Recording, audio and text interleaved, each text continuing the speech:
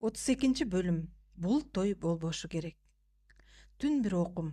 Жатаканын чакан бөлмөсүндө жаткан Жайнагүл аруу дарылып, бери дарылып, төшөгүндө чабалактайт. Терезеден түн экенин карабай, ысыктын илеби уруп, аптап болуп турду. Кулагына өзүн Галиямын деп тааныштырган саргыч чачтуу, көгүлтүр көздүү кыздын сөзү кайра угулгансыйт. Анын Ташкенттеги колуктусу Зебе болчу. Жоодардын айынан көз жумду.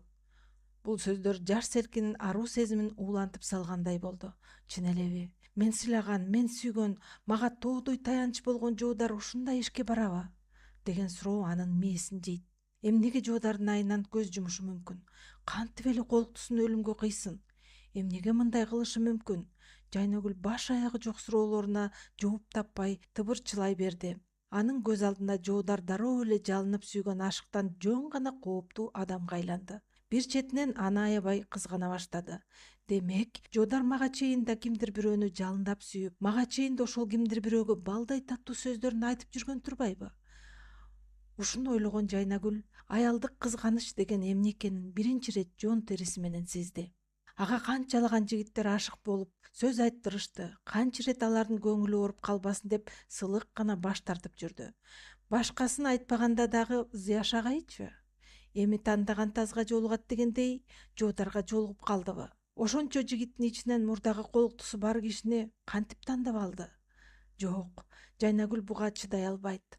Кыз чыдабай ордунан туруп барып, түнкү терезеден башын чыгарып, абаны кере дем алды. Ошол тушта дубалды тиктеп, анын жанында жаткан Калыча керебетин кычыратып бери оодарылып кетти. Ал көзүн ушалап, оозун ача эстеп алып, анан «Апе, курбум, эмне уктубай жүрөсүң?» деди. Курбусунун ушул эле сөзүн күтүп тургандай, ызага муунган Жайнагүл эки инин кагып, жаш балача солоктоп ыйлап жиберди. Калыча дароо ордунан ыргып туруп, жарыкты күйгүздү. Чуркап келип адатынча кучактап алды. «Курбум, сага эмне болду?» Кыз көзүндөгү жашты тыя албай шолоктоп жатты. «Курбум, жанагы Галия деген кыздын айткан сөздөрү кулагыман кетпей жатат. Зебо жоодардын айынан өлдү дегени чын болсочу?» Калыча досунун колунан жетелей керебетке алып келип отургузду. «Аны укпа дебедимби? Жоодарды тим эле жеби ичидей тиктегенин байкадыңбы?» Ал жөн гана ичи тардыктан, кызганычтан улам ушинтип айткандай көрүндү мага. Андай кыздардын тили жылаандай экенин билбейсиңби? Бирок Жайнагүл токтоно албай солуктады. Жоодар, ал мени алдады. Буга чейин эмнеге ошол Ташкенттеги сүйүүсү тууралуу мага айтып берген жок эле? Калыча анын колунан кармап соротtu. Эгер ал атайын жалаа кылбаса, бул сөздү студенттик кездерин Зияш агай үчөөлөп эскерип олтурганда эле айтмак. Туурабы? Эсиңдеби, жоодар сизди Зебо деген колуктуңуз бар эле го деп. Атайын алар чыгып кеткенден кийин айтпадыбы бул? Жок, мени жоодар колуктум деп тааныштырып жатса, кой деп айтуудан айбыкса керек.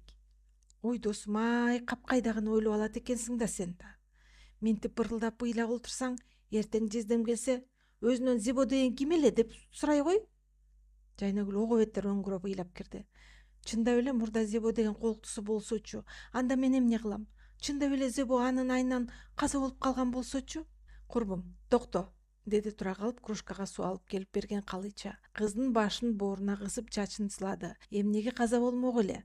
Бул жалган жалаа. Жездем жакшы жигит, эч качан андайга барбайт. Калыча досун кучактап, чачынан сылап жатып, өзүнүн да ичиндеги букту сыртка чыгаргысы келди.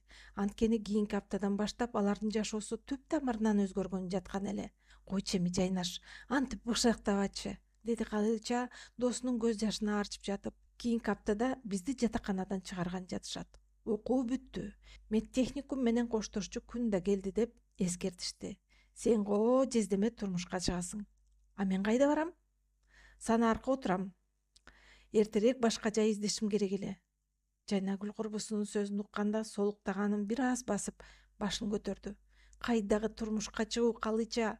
Ушул сөздөрдөн кийин мен кантип эч нерсе болбогондой жоодардын колун кармап кете алам? Азыр турмушка чыгууну такыр ойлогум да келбей калды.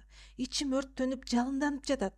Эгер Галия айткандай жоодар Зебонун алдында күнөөлүү болсо, мен аны кантип кечирем?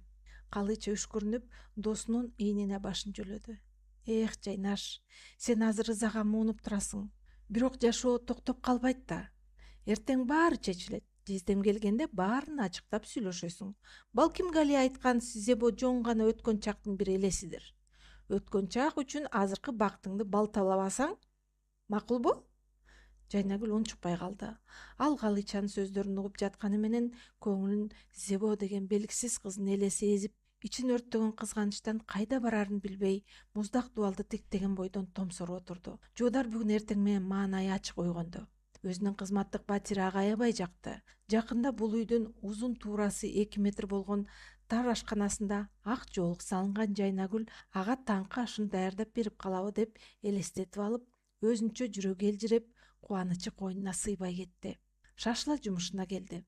Башчысы Жуков атайын тапшырмалар менен кеткендиктен жоодарга жашыруун катчылык бөлүмүнөн Головкиндин жеке катчысы Либерман вертушка аркылуу чалды.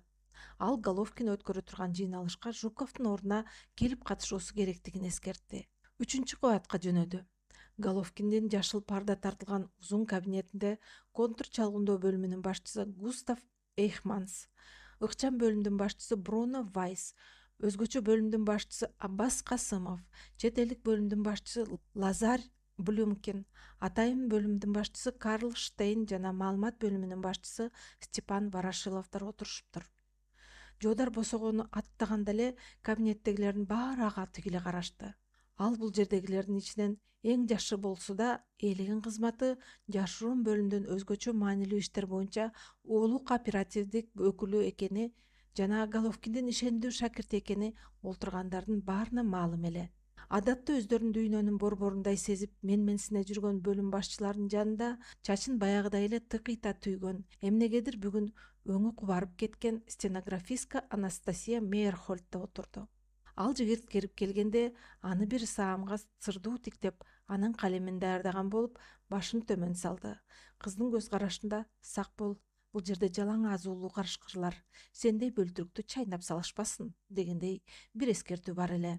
Баары дымырып башчынын оозун тиктеп, бир көз ирмемге тунжурап отуруп калышты. Дубалдагы чоң сааттын чык-чык эткени ар бир бөлүм башчынын жүрөгүнүн дүк-дүк соккону менен төп келип жаткандай болду. Түнөргөн Головкин алдында тигиле окуп жаткан кагазынан башын көтөрүп, бөлүм башчыларын бир сыйра тиктеди. Баары ого бетер жымырап калышты. Башчы ордунан жай козголуп, колундагы кызыл калем менен столдун үстүндөгү картаны күч менен сызды. Жолдоштор, деди ал үнүн көтөрүп, чек арадагы абал көзөмөлдөн чыгып баратат. Түндүк тараптагы коңшуларда башталган ачарчылыктан качкан миңдеген элдин агымы менен кошо биздин эски досторубуз, басмачылардын куйруктары да кирип жатат. Алар жөн эле качкын эмес, алар куралчандар, даярдалган диверсанттар. Ферганада басмачылар курал-жарак кербендерин жашыруун жолдор менен тынбай өткөрүп жатышат деген маалымат келип түштү. Абал ушул бойдон улана берсе, катуу кагылышуулар чыгышы мүмкүн. Диверсанттарды тез арада тазалоо керек. Головкин чечендигиненби, же сөзгө чеберлигиненби, же балким өз ишин жан дили менен билгендигиненби, ким билет. Бир аздан кийин анын ар бир сөзүн, ар бир берген тапшырмасын кабинетте отургандар кут этпей угуп, азыр эле жан дили менен аткарууга даяр болуп калышты. Андан ары жасай турган иш-аракеттер тууралуу күпүлдөгөн Головкин ушундай бир дем менен шыктандыра сүйлөдү дейсиң. Отургандар атайын кызматтын оту менен кирип, күлү менен чыккан көптү көргөн карышкылар болсо да, башчынын жалындуу сөздөрүнө заматта берилип кетишти. Өкмөт менен партия, мекен үчүн жаныбызды берүүгө даярбыз. Отко десең отко, чокко десең чокко дегендей баарынын көздөрү майланышып, Головкиндин оозун тиктешти. Бул накта чекисттик фанатизмдин жана темирдей тартиптин салтанаты эле. Жоодар унчукпай отуруп, кесиптештеринин бул абалына байкоо салды. Анын оюнда бир гана нерсе: Ошко тезирээк жетип, анан Фрунзеге, Жайнагүлүнө тезирээк кайтып келүү керек эле. Бул ирет Оштон кайтып келгенде аны үйлөнүү тою болот. Үйлөнүү тою. Жыйналыш аяктап, бөлүм башчыларынын баары бири-бирин карабай, кабинеттен тез-тез базып чыгып кетишти. Анастасия Мейерхольд стенограммасын жыйнап жатып, жоодардын жанынан өткөндө башын бир аз гана ийкемиш болуп койду. Бул кыз менен жоодар былтыр жайында Москвадан келген киноэкспедициянын Хан Теңир тоосунда коштоп барганда таанышкан эле. Шарты катаал, тоо койнунда, Бийик ашуулардын арасында экөө тил табышып, кыз ага өзүнүн балалыгынан берки сырларын ачык айтып берген эле. Анастасиянын түпкү төгү Россиянын Саратов губерниясынан эле.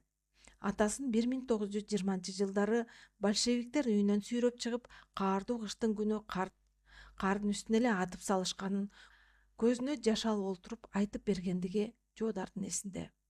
Ошол кандуу окуядан кийин жетим калган Селки бир топ убакыт монастырда баш калкалап жашаган. Анткени анын апасы дагы жок болчу. Бирок тагдырдын тамашасы менен монастырды бузганы келген чекистердин арасынан бир жигит менен таанышып калып, аман калуунун айласынан ГПУга кызматка кирген экен. Анастасия чекистерди ичинен жек көрсө да, жашоо үчүн, аман калуу үчүн ушул ишке киргенин жашырган эмес. Анын үстүнө кыздын Жоодардыкындай эле укмуштуудай фотографиялык эс тутуму бар эле. Ошол зээндүүлүгүнүн артында ал эң татаал тексттерди заматта кагазга түшүргөн мыкты стенографистка болуп чыга келген болчу. Головкиндин жардамчысы болуп иштегенине бир эле жыл болсо да, ОГПнын ичиндеги көптөгөн сырды билет эле. Мен сага жардам берем, деген эле анда кыз. Бул иште бири-бирине тымызын бут тоскондор көп. Раматылык мурдагы жигитим Саша ошолордун айынан көз жумган. Кел, экөөбүз кадимкидей сыр сөз менен сүйлөшөлү. Кандайча? Деп сураган Жоодар.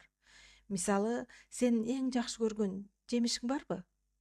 Ооба, алчанын баарынан жакшы көрөм. Эң сонун. Анастасия колдорун ушалап күлгөн.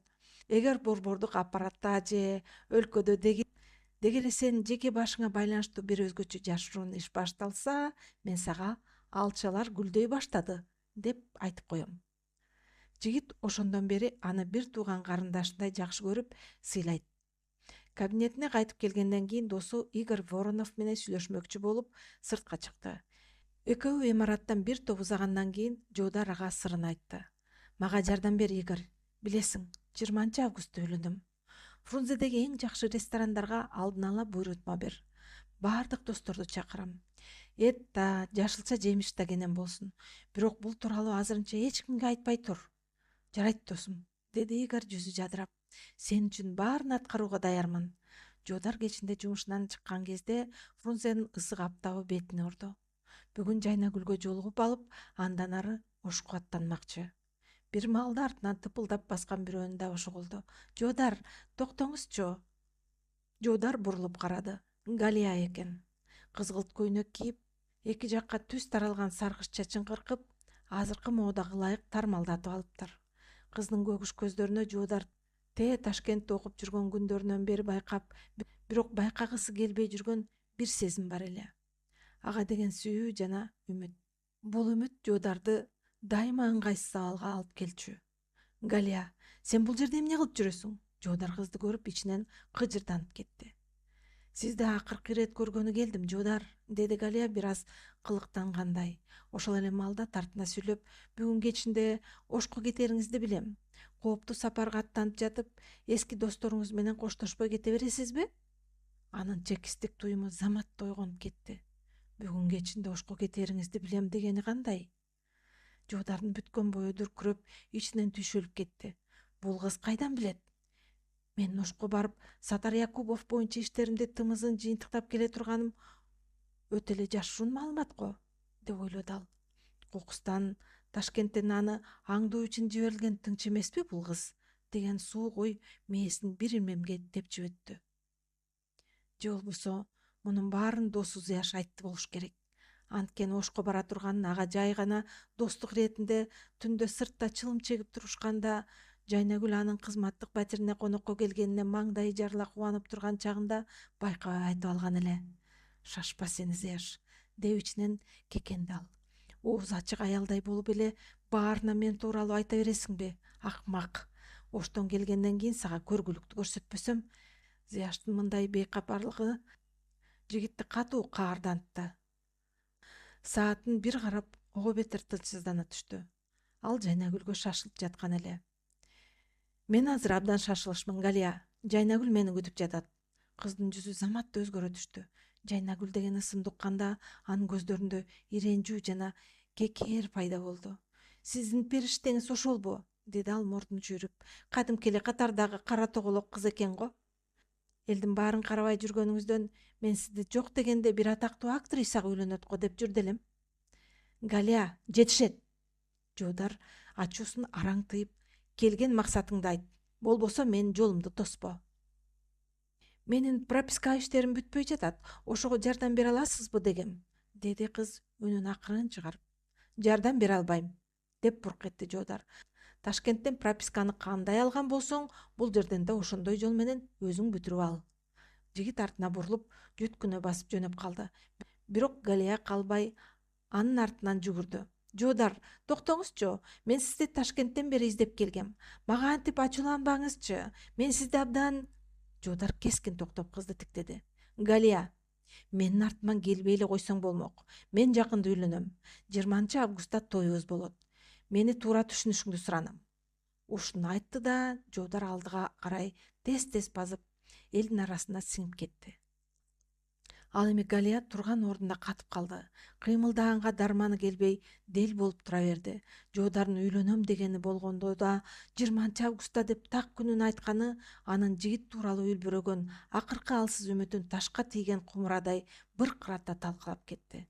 Ал Жайнагүлдүн мынчалык тез Жоодардын жүрөгүнөн орун алаарын, мынчалык жакын арада той болоорун күткөн эмес эле.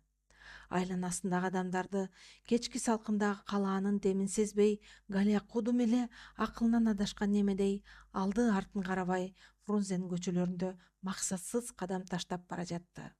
Анын ичинде бир гана ой бар эле. Бул той болбошу керек. Болбошу керек. Урматтуу угарман, сиз Гүлнура Жумалиеванын Алча гүлдөгөн түндө чыгармасын уктуңуз. Окуган Айгүл Мырзабек кызы. Кийинки бөлүмдөрдө окуялар абдан татаалдашат. Чыгарманын Закым коштолгон күндөр деп аталган биринчи бөлүгүнүн финалдык бөлүмдөрүн угуп жатасыз. Андыктан биз менен бирге болуңуздар. Кадырман окурман, чыгарма жакса лайк басып, пикир калтырып, каналга катталыңыз. Сиздин колдооңуз каналдын өсүшүнө жана жаңы бөлүмдөрдүн тез чыгышына шарт түзөт. Биз менен болгонуңуз үчүн чоң рахмат.